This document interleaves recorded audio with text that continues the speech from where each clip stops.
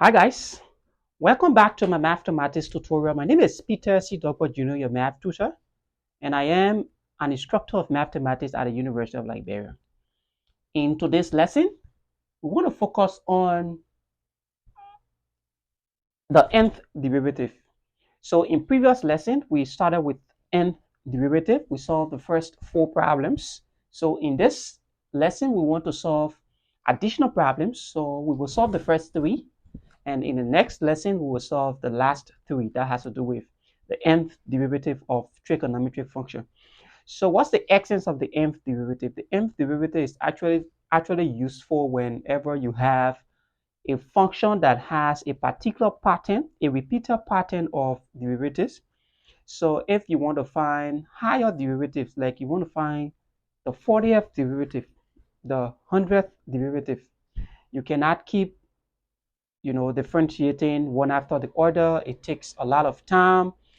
So based upon that, you can derive a formula based upon the patterns that you observe from the first few derivatives, like the first 3 derivatives or the first 4 derivatives. When you observe a kind of pattern, you can work with that pattern to formulate a formula or to design a strategy to find the nth derivative of that particular function. So that's the essence of the nth derivative. Finding a particular formula or designing a strategy to find any derivative of a function. Whether it is the 900th derivative or 10,000th derivative, whatever the case might be. So question number 5, we want to find the nth derivative of y equals the square root of 2x plus 5. So 2x plus 5, if we rewrite it in the form of an exponent, we're going to have 2x plus 5 raised to the power, this square root means half, so it raised to the power 1 over 2. Then we can find the first derivative. So we say the first derivative y prime, we differentiate using the extended power rule. We bring this power down, 1 over 2. We rewrite what is inside 2x plus 5, and we subtract 1 from this power. So 2 times 1 is 2, so it's 1 minus 2, all over 2. So this gives us minus 1 over 2. Then we differentiate inside. The derivative of 2x is just 2, and the derivative of a constant goes to 0. So why is it that the derivative of 2x is equal to 0? We use the power rule, 2x raised to the first power. So we bring this power down, 1 times 2 is 2. We subtract 1 from this power, it gives us 2x raised to the 0 power. And whatever raised to the 0 power is just equals to 1. So 1 times 2 is 2. That's why we say whenever you have ax raised to the first power is just equal to a. So whether it is 5x is equal to 5, it is 10x, negative 10x is equal to negative 10, whatever the case might be. Okay.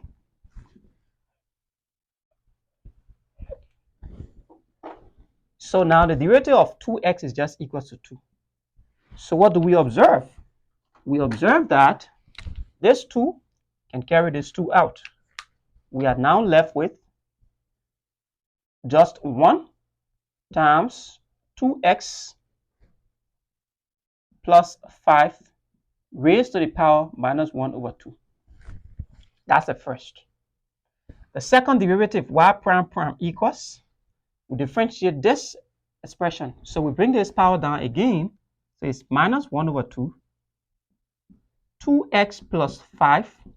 We subtract 1 from this power. It gives us 3 over 2 times the derivative of what is inside. So the derivative of 2x again is just 2. Again, 2 can carry this 2 out. So we are now left with minus 1 times 2x plus 5 raised to the power, now there is negative 3 over 2. We find the third derivative. So again, minus 1, so it will bring this power down. Negative times negative is positive, so it becomes 1 times 3 all over 2.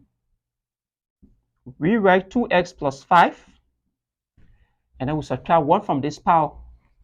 So what we'll be left with is just 2 times 1 is 2, and then 2 plus 5, because it's just a 2 plus 3, the signs are the same, so we add them. So it gives us minus 5 over 2. Then we differentiate inside. The derivative of 2x is just 2. So again, 2 cancel this 2. We're now left with 1 times 3 times 2x plus 5 raised to the power minus 5 over 2.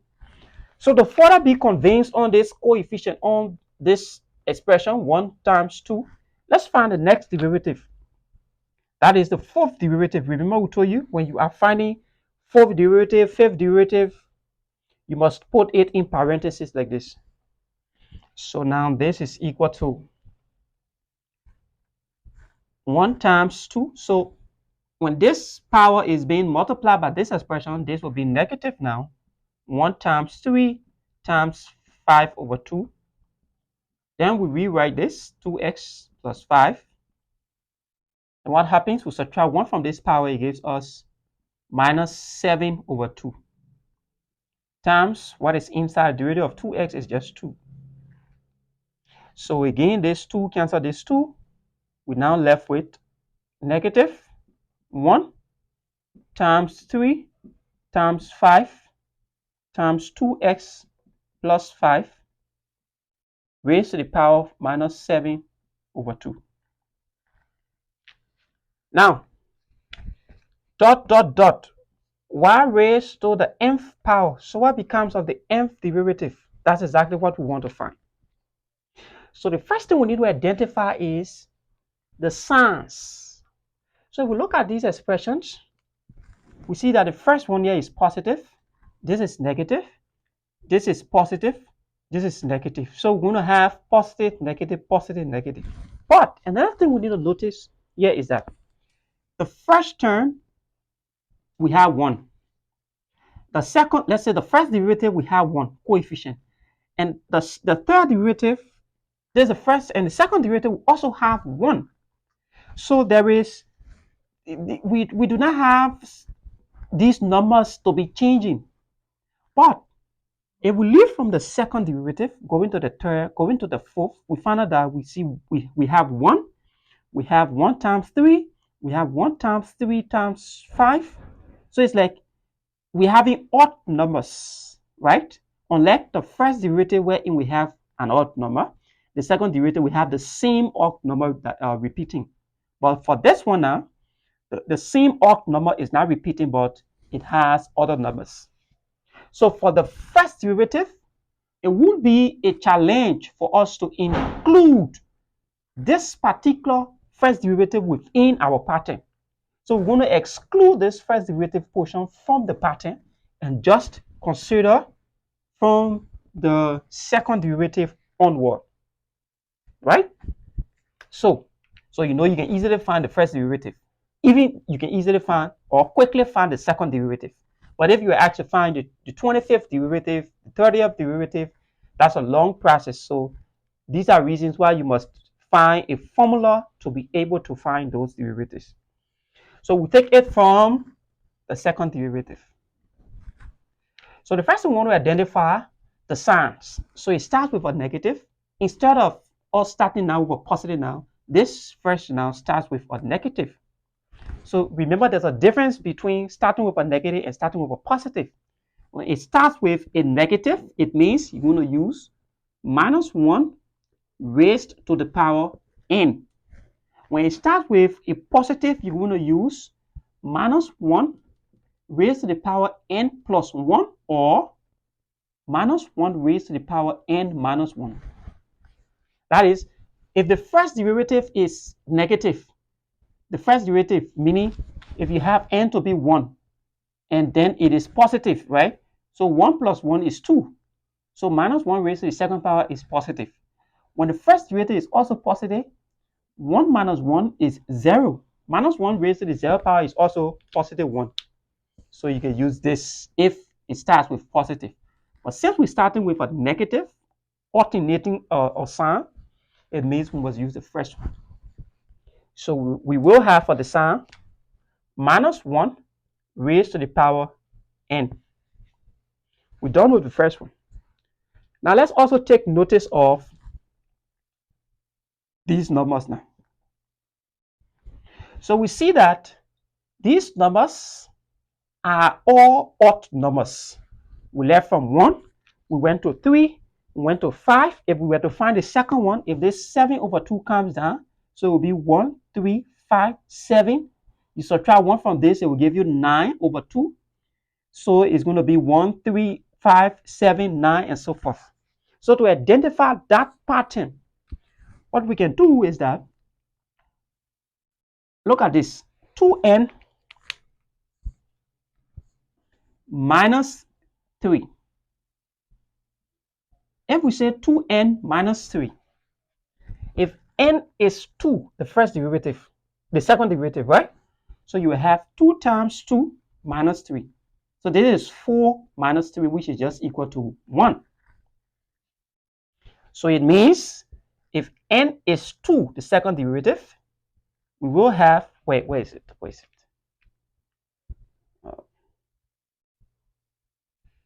Where are we? Where are we? Okay, so this was 3 over 2. Great. So there's the second derivative, right? So we are actually trying to observe these patterns. So when n now is 2 that we have here, we have 2 times 2 minus 2 times 2 is 4. 4 minus 3 is 1. This is the 1. When n is 2, so we're going to replace this with, let's say when n is 3, there's 3 now. We're going to have 2 times 3, 6. So it's 6 minus 3 give us 3. So we're going to have this 3. That is the third derivative. The fourth derivative when n is 4, we're going to have 2 times 4 is 8. 8 minus 3 is 5. So we're going to have this 5. So you see, as we are going forward, that's the pattern. So we can use this particular expression for the coefficient pattern. If we want to find the 20th derivative, we just replace n with 20. So it's 2 times 20, right? It's 40 minus 3, that is 37. So it means the coefficient will just be 37. Okay. So we're now done with this, the coefficient. Now let's move to this expression. So this coefficient now is 2n minus 3. That's it. So we're done with the coefficient, the pattern of the coefficient. Now let's move into the last one, this one. Remember, this can be rewritten as 1 all over 2x plus 5 raised to the power positive 7 over 2. We can rewrite this in this form, right? So we can have this as 5. So it's 2x plus 5 raised to the power 7 over 2. So down here we have 2x plus 5. Because this 2x plus 5 is constant all over. So our concern now is this 7 over 2. Remember, in this case, if you were to rewrite this, you will have 1 times 3 all over 2x plus 5 raised to the power 5 over 2. And then this one will also be minus 1 over 2x plus 5 raised to the power positive 3 over 2. So we see that we have 3, we have 5, we have 7, and so forth. So what do we observe about the pattern? So if this is the coefficient here, if this coefficient is 1, then the power here is 3, right? If this coefficient here is 3, then the power here is 5. When this coefficient is 5, then the power here is 7. So what if we say 2n plus 1? 2n plus 1. Now when n is 2, We put 2 here. 2 times 2 is 4.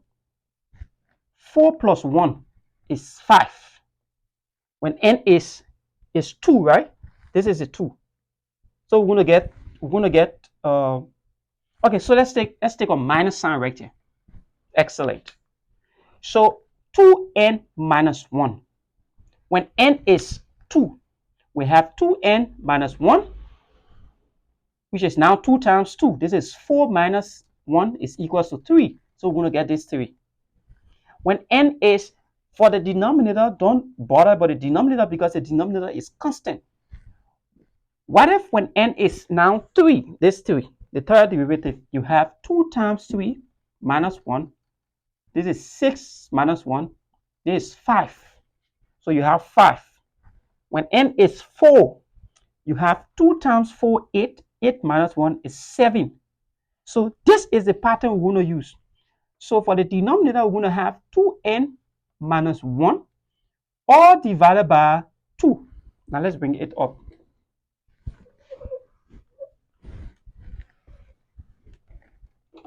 So while the nth power would just be minus 1 raised to the n, 2n minus 3 all over 2x plus 5 raised to the power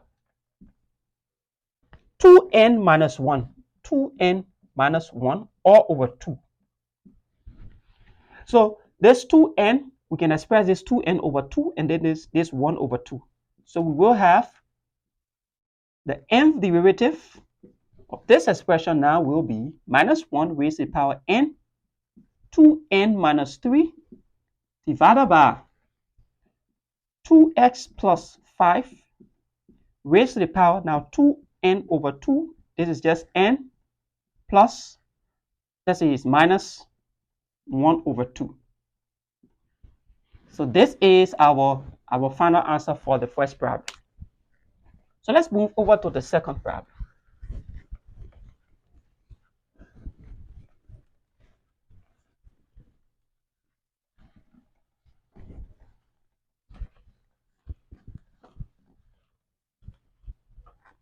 So the second problem, question 6, says y equals x plus 1 all over x minus 1. Now you can decide to rewrite this numerator as x minus 1 plus 2. Minus 1 plus 2 is the same as 1. Minus 1 plus 2 is the same as 1. Divided by x minus 1. So this will now give us x minus 1 over x minus 1 plus 2 all over x minus 1. So this is just equals to 1, right? The first one is just 1. So this will just be 1 plus 2 all over x minus 1. Or you can leave it as it is, and you can apply the derivative. You can find the first derivative, find the second derivative, and so forth. You still get the same answer. So now let's find few derivatives. The first derivative, y prime. The derivative of a constant goes to 0. Now the derivative of this, so we can decide to rewrite this as this 2 over x minus 1 as 2. This x minus 1 can go within the numerator. The power will be negative. So it's x minus 1 raised to the first power minus 1. So we can now say the derivative of this 1 goes to 0 plus, then we find this derivative. We bring this 1 down. It gives us minus 1 times 2 x minus 1. Then we subtract 1 from this power. So it just gives us minus 2. So this will be the first derivative. Move to the second derivative. So negative times negative will give us positive. So we can rewrite 1 times 2 times 2. And then this is x minus 1 raised to the power. You subtract 1 from it, now it's just minus 3. So you have y prime prime prime equals, again, bring this power down, it becomes minus 1 times 2 times 2 times 3 x minus 1 raised to the power minus 4. So if you wish to find the fourth derivative, you can have minus and minus is plus. So this will give us plus 1 times 2 times 2 times 3 times 4. X minus 1 raised to the power minus 5. All the way to the nth. So it's the nth power now. Now, what do we see? We see here that there is a pattern. Now, if we take this 2 and bring this 2 right here, and we bring this 1 on this side, we see that this is actually a pattern, a factorial pattern. This is a factorial pattern. This is 4 factorial, right? This is 3 factorial. This is 2 factorial, and so forth. So this expression in here can just be rewritten in terms of a factorial. But this 2 now is constant because you see 2, 2, 2, 2 is constant in all of the terms, right? So we can rewrite this 2. And then this now can be some n factorial. So if you are dealing with the fourth derivative, n will be equal to 4 and so forth. Now we have x minus 1 raised to the power minus 5. Now if this is 4, it means this is 5. When this is 3, this is 4. So it means you just like adding 1 to the exponent. So it will be minus, let's factor out this minus. So you can say n plus 1. That is it. So we want to rewrite it, we can say that nth derivative is just equal to, okay, so one thing we left out is the negative. Always don't forget about the negative. So the negative, so this is the first derivative that we found. The first one was negative, positive, and so forth. So based upon that, we're going to have minus 1 raised to the power positive n. If it had started with a positive, it would have been n plus 1 or n minus 1. So this now gives us minus 1 raised to the power n. This is now 2n factorial. And then this is x. So we can just rewrite this x minus 1 raised to this power by taking the reciprocal because of the negative power. So this will be x minus 1 raised to the power positive n plus 1. So this is actually the formula, the nth derivative formula for finding whatever derivative you want to find for this particular function. So if you want to find the 20th derivative, n is equal to 20. So this is 20 minus 1 raised to the power 20. So when the power is even, it means that it will end in positive. So this is 2 times 20 factorial. This is not 2 times 20. This is 20 factorial. That is 20 times 19 times 18 times 17 times 16 all the way to 1. So that's exactly what you need to find. Divided by x minus 1 raised to the power 20 plus 1, which is just 21. So now you can just find this value. And this will be the 20th derivative and so forth. You can even find the 100th derivative, 1000th derivative, and so forth. Okay, let's move to the next problem.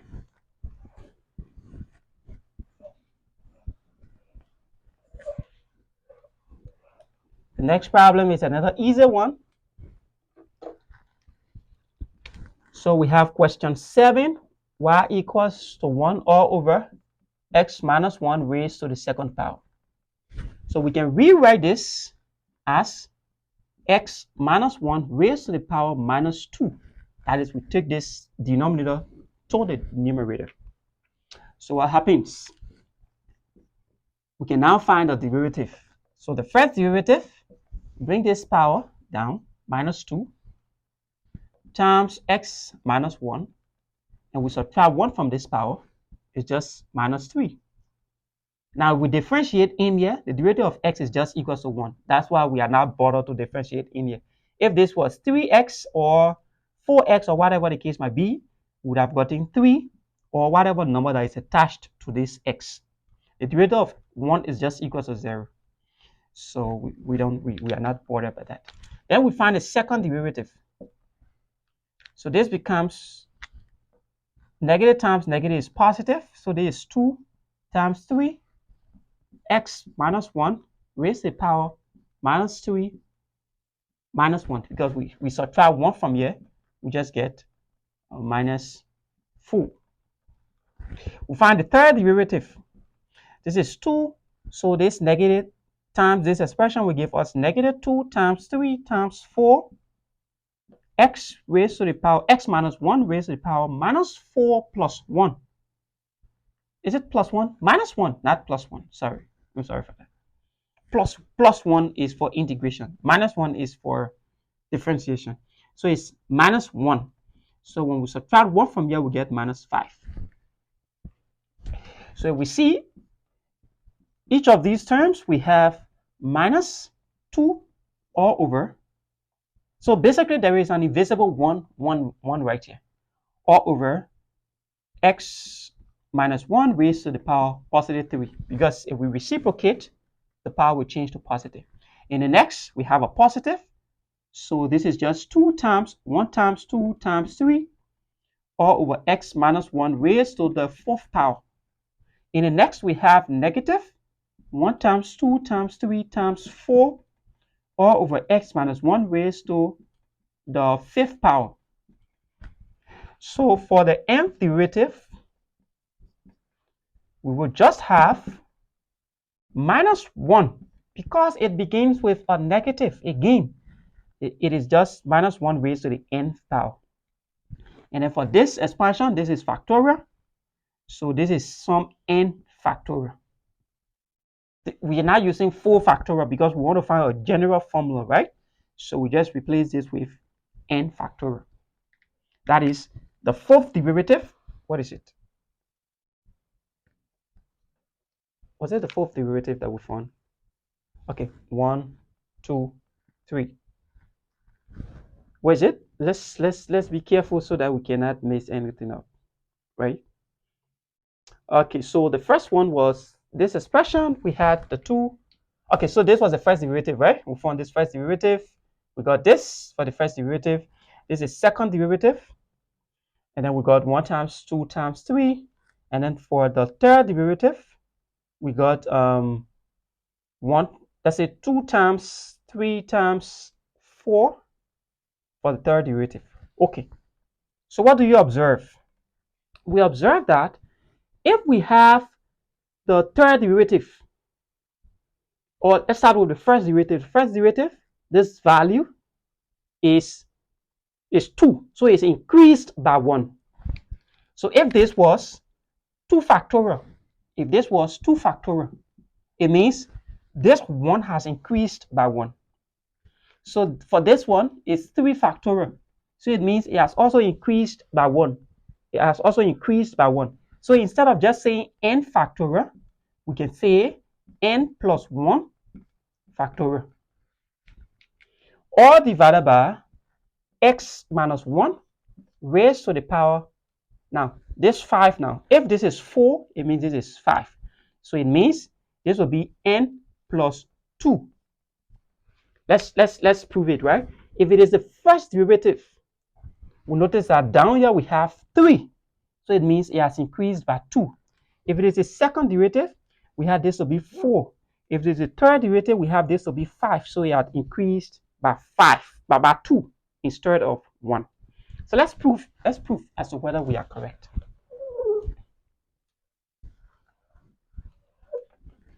What if we want to find the first derivative y prime?